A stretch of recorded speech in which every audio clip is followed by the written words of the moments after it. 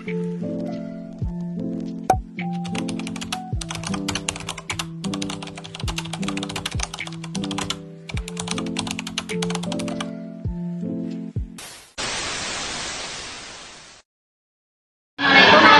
wabarakatuh. Saya ingin mengajarkan interaksi tentang pengrajin yang telah sukses. Desa Wangi Harja, Kecamatan Jamilang, Kabupaten Cirebon telah melahirkan banyak pengrajin hebat. Salah satunya adalah Ibu Sani dengan keahlian dan pengalaman yang dimiliki. Ibu Sani telah berhasil melakukan ekspor kerajinan hingga luar Jawa, meningkatkan pendapatan dan kesejahteraan masyarakat setempat. Usaha kerajinan Ibu Sani telah menjadi salah satu contoh keberhasilan masyarakat. Desa Wangi Harja adalah mengembangkan potensi ekonomi lokal. Sekian.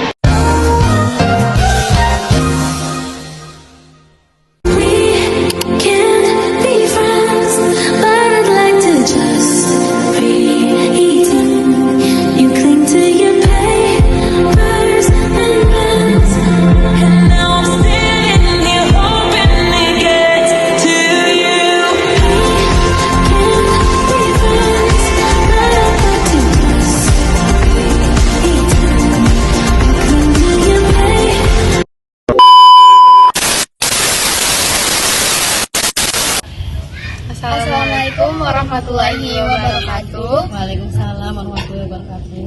Kami dari kelompok 2 ingin mewawancarai pengrajin gerabah yang ada di Desa Sitiwinangun, Kecamatan Jamblang, Kabupaten Cirebon. Bersama Ibu siapa, Ibu? Saya Ibu Sani Dari Desa Sitiwinangun aslinya, Ibu? Iya betul, saya pengrajin gerabah Desa Sitiwinangun. Kira-kira pengrajin gerabah ini tuh dimulainya sejak kapan, Ibu? Kalau pengrajin gerabah Sitiwinangun itu mulai dari nenek buyut kita yang pertama kali kesini juga udah berusaha dengan membuat gerabah. Berarti Ibu tuh regenerasi Ya, turun temurun. Kira-kira hasil dari kerajinan gerabah ini tuh diekspor atau didistribusikan kemana aja, Ibu? Kalau gerabah Sitiwinangun itu belum, khususnya saya belum sampai ke ekspor karena agak susah ya. Tapi kalau didistribusikan kemana, kita punya tempat namanya warung depan itu tengkulak atau pengepul atau toko pokoknya. Mereka itu warung yang menerima hasil para pengrajin dari Desa Sitiwinangun. Jadi semua gerabah yang dibuat oleh pengrajin Sitiwinangun dikumpulkan di situ. Mau ada yang pesanan ataupun yang dianya buat stok nanti dipesenin dari warung. Terus ada juga yang memesan langsung ke sini. Jadi kalau yang memesan langsung ke sini itu bisa yang online juga ada. Bisa kita Jabodetabek sampai Pulau Sumatera juga ada. Kembali juga. Sudah lewat dari Pulau Jawa ya? Iya, betul. Sudah Luar iya. Kira-kira di gerabah yang Ibu buat ini apa aja, Bu? Macam-macamnya. Macam-macamnya. Oh iya betul. Saya bikin di sini koi, cowet, jadi aneka cowet atau cobek tuh. Semuanya dibuat di sini. Terus juga topeng biasa dinding. Terus juga buat wisata edukasi. Jadi kalau anak-anak sekolah pada belajar bikin gerabah ya kesini, melukisnya juga. Kira-kira penghasilan atau omsetnya per bulan itu nentu nggak, Ibu? Atau kalau ini ya nggak pasti ya. Jadi kalau omset pengrajin itu berbeda-beda. Cuma kita ambil rata-rata. Kalau pengrajin Sitiwinangun itu kalau buat bikinan kayak cobek atau koi itu bisa sehari 50 biji. Jadi nanti kita hari kerjanya berapa ya kita kalikan.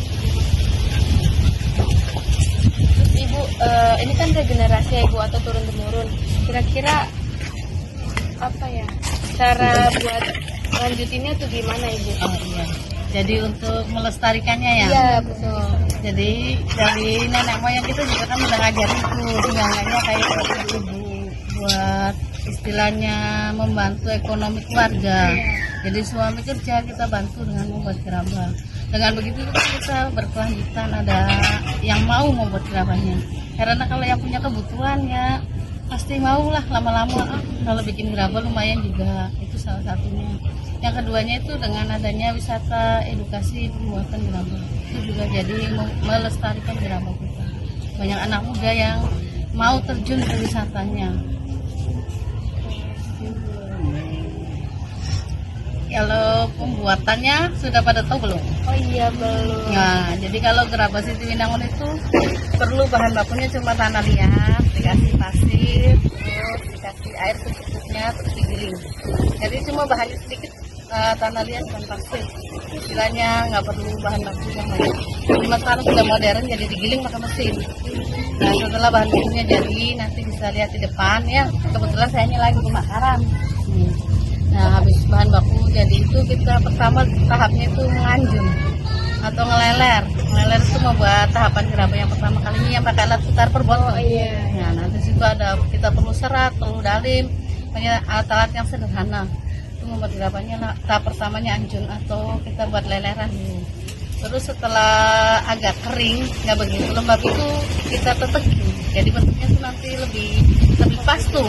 Yang tadi kalau leleran tuh agak basah, itu agak setengah kering ditetekin, habis ditetekin. Besoknya atau nunggu keringnya tuh belakangnya kita rapihin. Nah, habis itu selesai dikeringin. Belum. Kalau yang dikeringin dulu. Kalau yang kayak cobek mau istilahnya dirapiin tuh, namanya digosok. Jadi dipakai plastik, diginin terus. Nanti hasilnya lebih pori-porinya tertutup. Nanti cowetnya juga hasilnya bagus. Itu kalau proses cowet. Kalau yang lainnya kayak pot atau apa, habis kering itu bisa nanti langsung dibakar. Nah, saya ini pembakaran ini, kita udah punya beberapa stok gerabah.